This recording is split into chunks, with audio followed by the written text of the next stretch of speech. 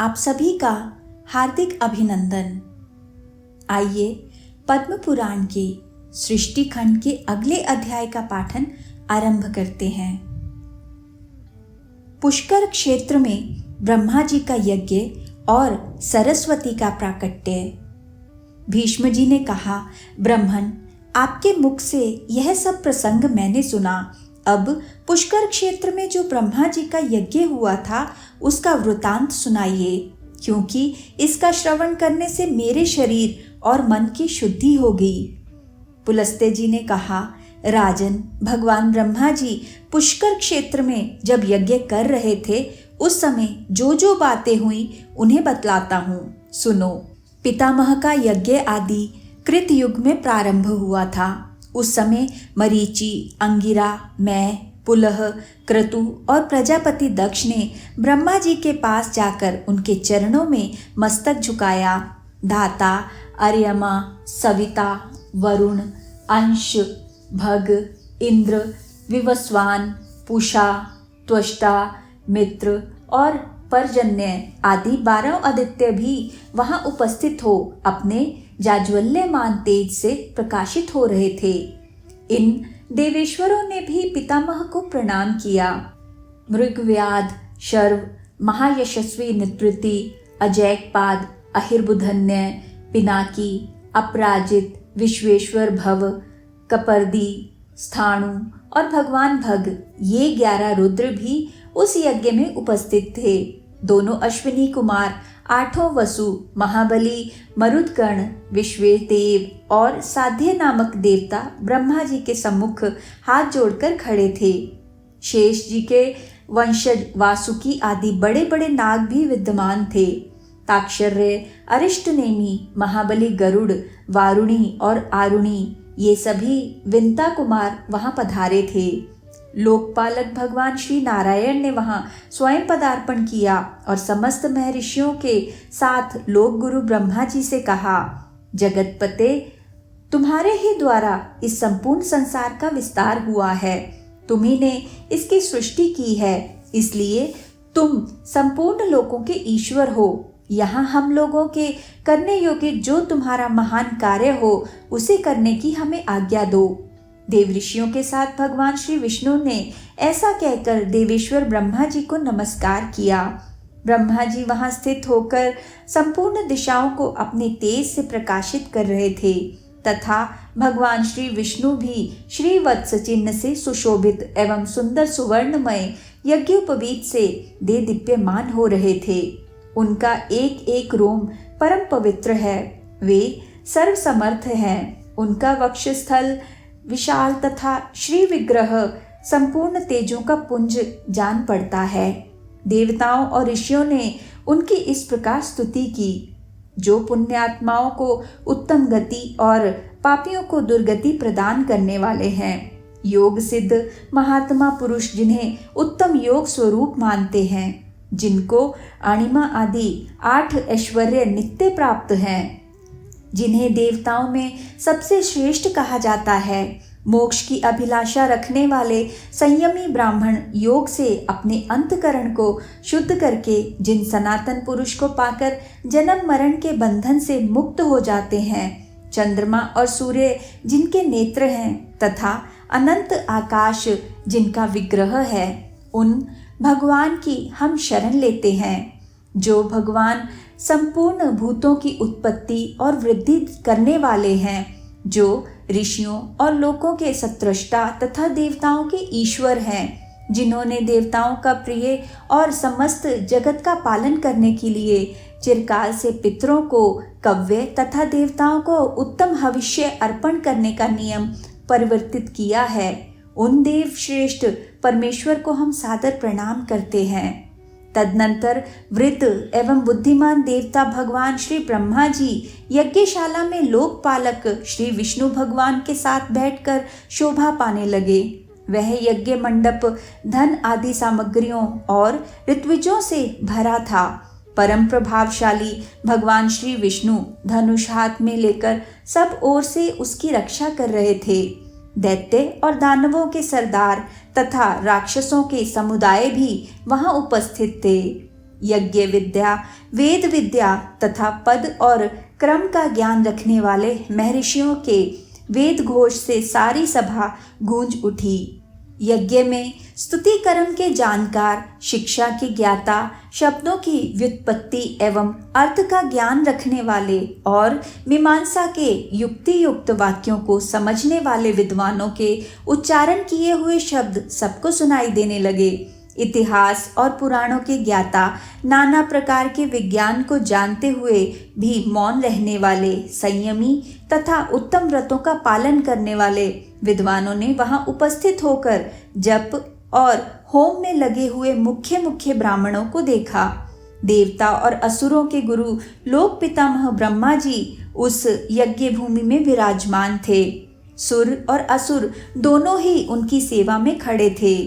प्रजापतिगण दक्ष, वशिष्ठ, पुलह, मरीचि, अंगिरा, भृगु, अत्रि, गौतम तथा नारद, ये सब लोग वहां भगवान ब्रह्मा जी की उपासना करते थे। आकाश, वायु, तेज, जल, पृथ्वी, शब्द, स्पर्श, रूप, रस, गंध, ऋग्वेद, यजुर्वेद, सामवेद, अथर्ववेद, व्याकरण, छंद शास्त्र, निरुक्त, कल्प, शिक्षा, आयुर्वेद, धनुर्वेद, मीमांसा, गणित, गज विद्या, अश्वविद्या और इतिहास, इन सभी अंगोपांगों से विभूषित संपूर्ण वेद भी मूर्तिमान होकर ओंकार युक्त महात्मा ब्रह्मा जी की उपासना करते थे। नए, क्रतु, संकल्प, प्राण तथा अर्थ, धर्म, काम, हर्ष, शुक्र, बृहस्पति, संवर्त, बुध, शनैश्चर, राहु, समस्त ग्रह, मरुदगण, विश्वकर्मा, पितृगण, सूर्य तथा चंद्रमा भी ब्रह्मा जी की सेवा में उपस्थित थे। दुर्गम कष्ट से तारने वाली गायत्री, समस्त वेद शास्त्र, यम नियम, संपूर्ण अक्षर, लक्षण, भाष्य तथा सब शास्त्र देह धारण करके वहां विद्यमान थे।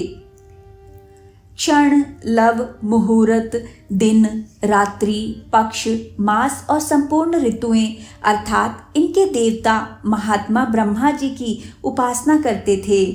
इनके सिवा अन्यान्य श्रेष्ठ देवियां ह्ली, कीर्ति, दुति, प्रभा, धृति, क्षमा, भूति, नीति, विद्या, मति, श्रुति, स्मृति, कांति, शांति, पुष्टि, क्रिया, नाच गान में कुशल समस्त दिव्य अप्सराएं तथा संपूर्ण देव माताएं भी ब्रह्मा जी की सेवा में उपस्थित थी। विप्रचिति, शिबी, शंकु, केतुमान, प्रहलाद, बलि, कुंभ, संहलाद, अनुलाद, वृषपर्वा, नमुचि, शंबर, इंद्रतापन, वातापी, केशी, राहु और वृत्त, ये तथा और भी बहुत से दानव जिन्हें अपने बल पर गर्व था, ब्रह्मा जी की उपासना करते हुए इस प्रकार बोले। दानवों ने कहा, भगवान, आपने ही हम लोगों की सृष्टि की है, हमें तीनों लोगों का राज्य दिया है तथा देवताओं से अधिक बलवान बनाया है। पितामह, आपके इस यज्ञ में हम लोग कौन सा कार्य करें? हम स्वयं ही कर्तव्य का निर्णय करने में समर्थ हैं। अदिति के गर्भ से पैदा हुए इन बेचारे देवताओं से क्या काम होगा? ये तो सदा हमारे द्वारा मारे जाते हैं और अपमानित होते रहते हैं। फिर भी आप तो हम सबके ही पितामह हैं, अतः देवताओं को भी साथ लेकर यज्ञ पूर्ण कीजिए। यज्ञ समाप्त होने पर राज्य लक्ष्मी के विषय में हमारा देवताओं के साथ फिर विरोध होगा, इसमें तनिक भी संदेह नहीं है। किंतु इस समय हम चुपचाप इस यज्ञ को देखेंगे, देवताओं के साथ युद्ध नहीं छेड़ेंगे। पुलस्त्य जी ने कहा, दानवों के ये गर्वयुक्त वचन सुनकर इंद्र सहित महायशस्वी भगवान श्री विष्णु ने शंकर जी से कहा। भगवान श्री विष्णु बोले, प्रभु, पितामह के यज्ञ में प्रधान प्रधान दानव आए हैं। ब्रह्मा जी ने इनको भी इस यज्ञ में आमंत्रित किया है। ये सब लोग इसमें विघ्न डालने का प्रयत्न कर रहे हैं, परंतु जब तक यज्ञ समाप्त ना हो जाए तब तक हम लोगों को क्षमा करना चाहिए। इस यज्ञ के समाप्त हो जाने पर देवताओं को दानवों के साथ युद्ध करना होगा। उस समय आपको ऐसा यत्न करना चाहिए जिससे पृथ्वी पर दानवों का नामो निशान मिट जाए।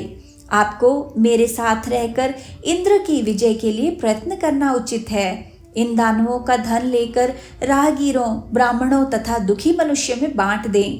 भगवान श्री विष्णु की यह बात सुनकर ब्रह्मा जी ने कहा, भगवान, आपकी बात सुनकर ये दानव कुपित हो सकते हैं, किंतु इस समय इन्हें क्रोध दिलाना आपको भी अभीष्ट न होगा। अतः रुद्र एवं अन्य देवताओं के साथ आपको क्षमा करना चाहिए। सत्य युग के अंत में जब यह यज्ञ समाप्त हो जाएगा, उस समय मैं आप लोगों को तथा इन दानवों को विदा कर दूंगा। उसी समय आप सब लोग संधि या विग्रह जो उचित हो कीजिएगा। पुलस्त्य जी कहते हैं, तदनंतर भगवान ब्रह्मा जी ने पुनः उन दानवों से कहा, तुम्हें देवताओं के साथ किसी प्रकार विरोध नहीं करना चाहिए। इस समय तुम सब लोग परस्पर मित्र भाव से रहकर मेरा कार्य संपन्न करो। दानवों ने कहा, पितामह, आपके प्रत्येक आदेश का हम लोग पालन करेंगे। देवता हमारे छोटे भाई हैं, अतः उन्हें हमारी ओर से कोई भय नहीं है। दानवों की यह बात सुनकर ब्रह्मा जी को बड़ा संतोष हुआ। थोड़ी ही देर बाद उनके यज्ञ का वृतांत सुनकर ऋषियों का एक समुदाय आ पहुंचा। भगवान श्री विष्णु ने उनका पूजन किया। पिनाकधारी महादेव जी ने उन्हें आसन दिया और ब्रह्मा जी की आज्ञा से वशिष्ठ जी ने उन सबको अर्घ्य निवेदित करके उनका कुशल क्षेम पूछा और पुष्कर क्षेत्र में उन्हें निवास स्थान देकर कहा, आप लोग आराम से यहीं रहें। तत्पश्चात जटा और मृग चरम धारण करने वाले वे समस्त महर्षि ब्रह्मा जी की यज्ञ सभा को सुशोभित करने लगे। उनमें से कुछ महात्मा वाल खिल्ले थे तथा कुछ लोग संप्रख्यान अर्थात एक समय के लिए ही अन्न ग्रहण करने वाले अथवा तत्व का विचार करने वाले थे। वे नाना प्रकार के नियमों में संलग्न तथा वेदी पर शयन करने वाले थे। उन सभी तपस्वियों ने पुष्कर के जल में ज्यों ही अपना मुंह देखा, उसी क्षण वे अत्यंत रूपवान हो गए। फिर एक दूसरे की ओर देखकर सोचने लगे, यह कैसी बात है। इस तीर्थ में मुंह का प्रतिबिंब देखने से सबका सुंदर रूप हो गया। ऐसा विचार कर तपस्वियों ने उसका नाम मुख दर्शन तीर्थ रख दिया। तत्पश्चात वे नहाकर अपने अपने नियमों में लग गए। उनके गुणों की कहीं उपमा नहीं थी। नरश्रेष्ठ, वे सभी वनवासी मुनि वहां रहकर अत्यंत शोभा पाने लगे। उन्होंने अग्निहोत्र करके नाना प्रकार की क्रियाएं संपन्न की। तपस्या से उनके पाप भस्म हो चुके थे। वे सोचने लगे कि यह सरोवर सबसे श्रेष्ठ है। ऐसा विचार करके उन द्विजातियों ने उस सरोवर का श्रेष्ठ पुष्कर नाम रखा। तदनंतर ब्राह्मणों को दान के रूप में नाना प्रकार के पात्र देने के पश्चात वे सभी द्विज वहां प्राची सरस्वती का नाम सुनकर उसमें स्नान करने की इच्छा से गए। तीर्थों में श्रेष्ठ सरस्वती के तट पर बहुत से द्विज निवास करते थे। नाना प्रकार के वृक्ष उस स्थान की शोभा बढ़ा रहे थे। वह तीर्थ सभी प्राणियों को मनोरम जान पड़ता था। अनेकों ऋषि मुनि उसका सेवन करते थे। उन ऋषियों में कोई वायु पीकर रहने वाले थे और कोई जल पीकर। कुछ लोग फलाहारी थे और कुछ केवल पत्ते चबाकर रहने वाले थे। सरस्वती के तट पर महर्षियों के स्वाध्याय का शब्द गूंजता रहता था। मृगों के सैकड़ों झुंड वहां विचरा करते थे। अहिंसक तथा धर्मपरायण महात्माओं से उस तीर्थ की अधिक शोभा हो रही थी। पुष्कर तीर्थ में सरस्वती नदी सुप्रभा, कांचना, प्राची, नंदा और विशाला नाम से प्रसिद्ध 5 धाराओं में प्रवाहित होती थी। भूतल पर वर्तमान ब्रह्मा जी की सभा में उनके विस्तृत यज्ञ मंडप में जब द्विजातियों का शुभागमन हो गया, देवता लोग पुण्याहवाचन तथा नाना प्रकार के नियमों का पालन करते हुए जब यज्ञ कार्य के संपादन में लग गए और पितामह ब्रह्मा जी यज्ञ की दीक्षा ले चुके, उस समय संपूर्ण भोगों की समृद्धि से युक्त यज्ञ के द्वारा भगवान का यजन आरंभ हुआ। राजेंद्र, उस यज्ञ में द्विजातियों के पास उनकी मनचाही वस्तुएं अपने आप उपस्थित हो जाती थी। धर्म और अर्थ के साधन में प्रवीण पुरुष भी स्मरण करते ही वहां आ जाते थे। देव गंधर्व गान करने लगे, अप्सराएं नाचने लगीं, दिव्य बाजे बज उठे। उस यज्ञ की स्मृति से देवता भी संतुष्ट हो गए। मनुष्यों को तो वहां का वैभव देखकर बड़ा ही विस्मय हुआ। पुष्कर तीर्थ में जब इस प्रकार ब्रह्मा जी का यज्ञ होने लगा, उस समय ऋषियों ने संतुष्ट होकर सरस्वती का सुप्रभा नाम से आवाहन किया। पितामह का सम्मान करती हुई वेगशालिनी सरस्वती नदी को उपस्थित देखकर मुनियों को बड़ी प्रसन्नता हुई। इस प्रकार नदियों में श्रेष्ठ सरस्वती ब्रह्मा जी की सेवा तथा मनीषी मुनियों की प्रसन्नता के लिए ही पुष्कर तीर्थ में प्रकट हुई थी। जो मनुष्य सरस्वती के उत्तर तट पर अपने शरीर का परित्याग करता है तथा प्राची सरस्वती के तट पर जप करता है, वह पुनः जन्म मृत्यु को नहीं प्राप्त होता। सरस्वती के जल में डुबकी लगाने वाले को अश्वमेध यज्ञ का पूरा फल मिलता है। जो वहां नियम और उपवास के द्वारा अपने शरीर को सुखाता है, केवल जल या वायु पीकर अथवा पत्ते चबाकर तपस्या करता है, वेदी पर सोता है तथा यम और नियमों का पृथक पृथक पालन करता है, वह शुद्ध हो ब्रह्मा जी के परम पद को प्राप्त होता है। जिन्होंने सरस्वती तीर्थ में तिल भर भी सुवर्ण का दान किया है, उनका वह दान मेरु पर्वत के दान के समान फल देने वाला है। यह बात पूर्व काल में स्वयं प्रजापति ब्रह्मा जी ने कही थी। जो मनुष्य उस तीर्थ में श्राद्ध करेंगे, वे अपने कुल की 21 पीढ़ियों के साथ स्वर्ग लोक में जाएंगे। वह तीर्थ पितरों को बहुत ही प्रिय है। वहां एक ही पिंड देने से उन्हें पूर्ण तृप्ति हो जाती है। वे पुष्कर तीर्थ के द्वारा उद्धार पाकर ब्रह्मलोक में पधारते हैं। उन्हें फिर अन्न भोगों की इच्छा नहीं होती, वे मोक्ष मार्ग में चले जाते हैं। अब मैं सरस्वती नदी जिस प्रकार पूर्व वाहिनी हुई, वह प्रसंग बतलाता हूँ, सुनो।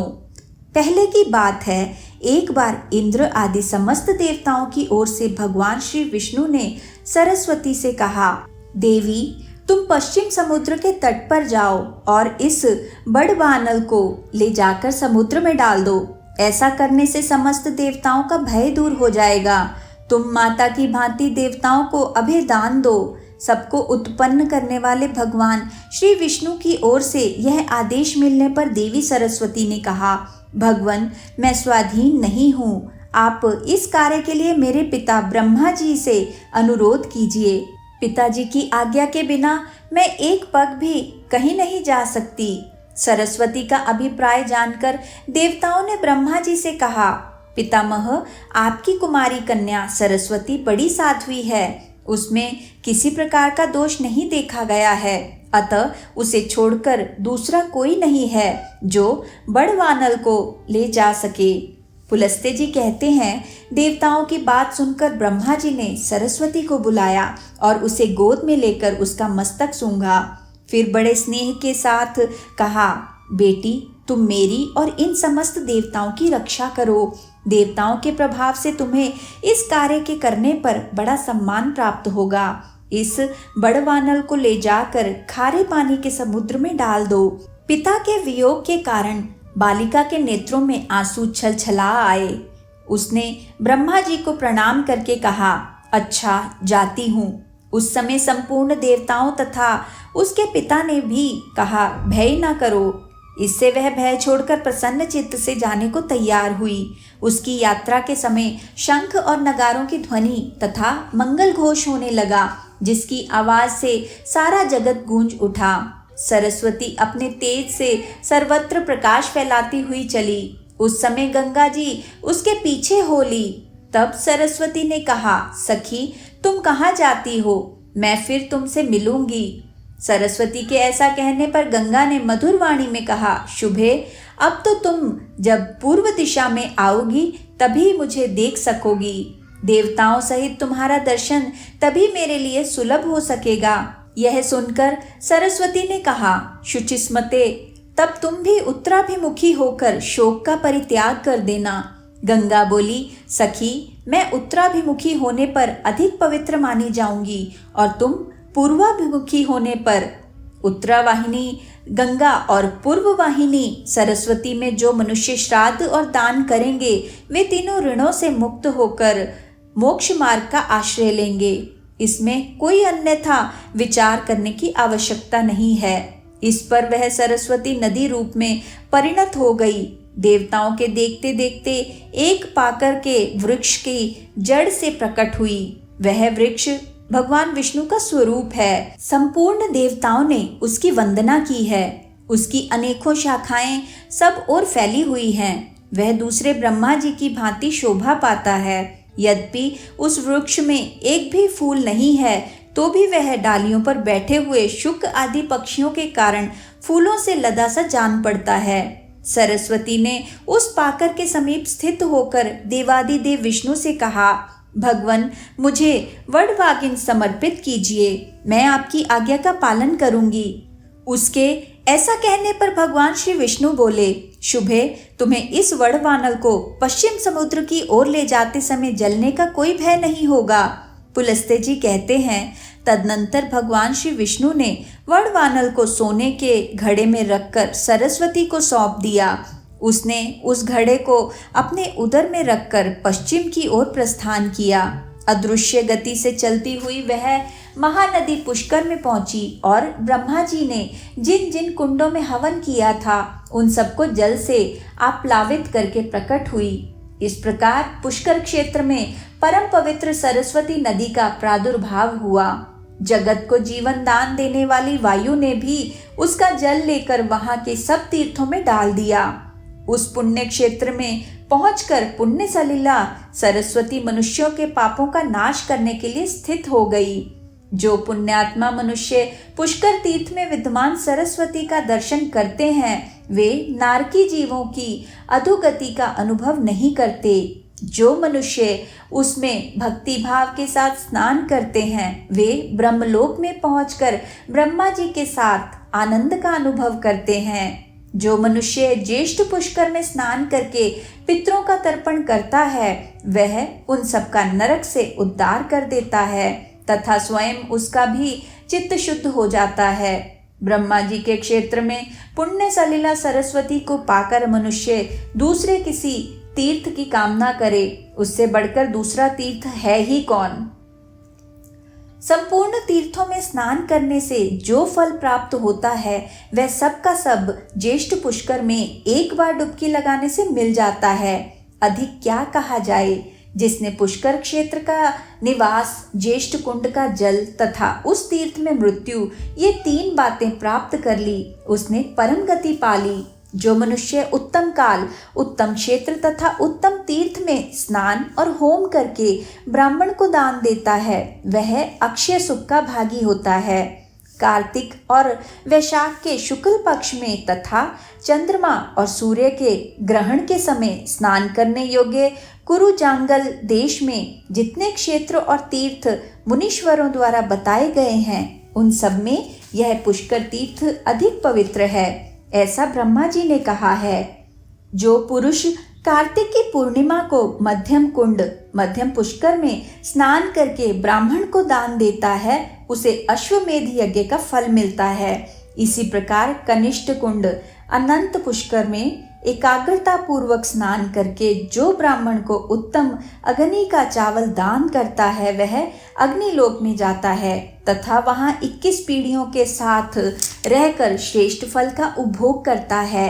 इसलिए पुरुष को उचित है कि वह पूरा प्रयत्न करके पुष्कर तीर्थ की प्राप्ति के लिए वहां की यात्रा करने के लिए अपना विचार स्थिर करे। मति, स्मृति, प्रज्ञा, मेधा, बुद्धि और शुभवाणी ये 6 सरस्वती के प्राय बताए जाते हैं। जो पुष्कर के वन में जहाँ प्राची सरस्वती है जाकर उसके जल का दर्शन भर कर लेते हैं उन्हें भी अश्वमेध यज्ञ का फल मिलता है तथा जो उसके भीतर गोता लगाकर स्नान करता है वह तो ब्रह्मा जी का अनुचर होता है। जो मनुष्य वहाँ विधि पूर्वक श्राद्ध करते हैं वे पितरों को दुखदायी नरक से निकालकर स्वर्ग में पहुंचा देते हैं। जो सरस्वती में स्नान करके पितरों को कुश और तिल से युक्त जल दान करते हैं उनके पितर हर्षित हो नाचने लगते हैं। यह पुष्कर तीर्थ सब तीर्थों से श्रेष्ठ माना गया है, क्योंकि यह आदि तीर्थ है। इसलिए इस पृथ्वी पर यह समस्त तीर्थों में विख्यात है। यह मानो धर्म और मोक्ष की क्रीड़ा स्थली है, निधि है। सरस्वती से युक्त होने के कारण इसकी महिमा और भी बढ़ गई है। जो लोग पुष्कर तीर्थ में सरस्वती नदी का जल पीते हैं, वे ब्रह्मा और महादेव जी के द्वारा प्रशंसित अक्षय लोकों को प्राप्त होते हैं। धर्म के तत्व को जानने वाले मुनियों ने जहाँ जहाँ सरस्वती देवी का सेवन किया है, उन सभी स्थानों में वे परम पवित्र रूप से स्थित हैं, किंतु पुष्कर में वे अन्य स्थलों की अपेक्षा विशेष पवित्र मानी गई है। पुण्यमयी सरस्वती नदी संसार में सुलभ है, किंतु कुरुक्षेत्र, प्रभास क्षेत्र और पुष्कर क्षेत्र में तो वह बड़े भाग्य से प्राप्त होती है। अतः वहाँ इसका दर्शन दुर्लभ बताया गया है। सरस्वती तीर्थ इस भूतल के समस्त तीर्थों में श्रेष्ठ होने के साथ ही धर्म, अर्थ, काम और मोक्ष इन चारों पुरुषार्थों का साधक है। अतः मनुष्य को चाहिए कि वह ज्येष्ठ, मध्य तथा कनिष्ठ तीनों पुष्करों में यत्न पूर्वक स्नान करके उनकी प्रदक्षिणा करे। तत्पश्चात पवित्र भाव से प्रतिदिन पितामह का दर्शन करे। ब्रह्मलोक में जाने की इच्छा रखने वाले पुरुष को अनुलोक क्रम से अर्थात क्रमशः ज्येष्ठ, मध्यम एवं कनिष्ठ पुष्कर में तथा विलोम क्रम से अर्थात कनिष्ठ, मध्यम और ज्येष्ठ पुष्कर में स्नान करना चाहिए। इसी प्रकार वह उक्त तीनों पुष्करों में से किसी एक में या सब में नित्य स्नान करता रहे।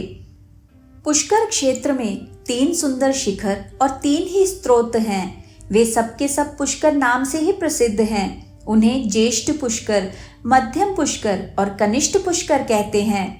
जो मन और इंद्रियों को वश में करके सरस्वती में स्नान करता और ब्राह्मण को एक उत्तम गौदान देता है, वह शास्त्रीय आज्ञा के पालन से शुद्ध चित्त होकर अक्षय लोकों को पाता है। अधिक क्या कहें, जो रात्रि के समय भी स्नान करके वहां याचक को धन देता है, वह अनंत सुख का भागी होता है।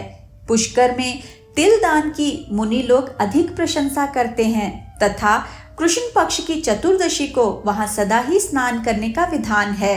भीष्म जी, पुष्कर वन में पहुंचकर सरस्वती नदी के प्रकट होने की बात बताई गई। अब वह पुनः अदृश्य होकर वहां से पश्चिम दिशा की ओर चली। पुष्कर से थोड़ी ही दूर जाने पर एक खजूर का वन मिला, जो फल और फूलों से सुशोभित था। सभी ऋतुओं के पुष्प उस वन स्थली की शोभा बढ़ा रहे थे। वह स्थान मुनियों के भी मन को मोहने वाला था। वहां पहुंचकर नदियों में श्रेष्ठ सरस्वती देवी पुनः प्रकट हुई। वहां वे नंदा के नाम से तीनों लोकों में प्रसिद्ध हुई। इसी के साथ आज के इस पाठन को हम यहीं पे विराम देते हैं और अगले अध्याय के पाठन के लिए हमारे साथ फिर से जुड़िएगा।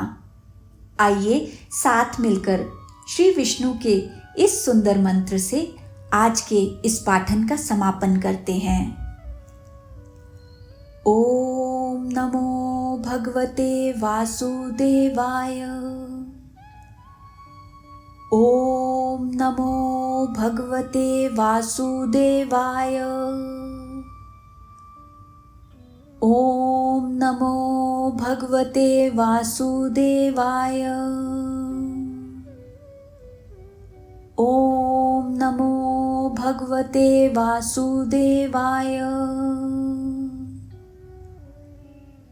ओम नमो भगवते वासुदेवाय। ओम नमो भगवते वासुदेवाय। ओम नमो भगवते वासुदेवाय। धन्यवाद।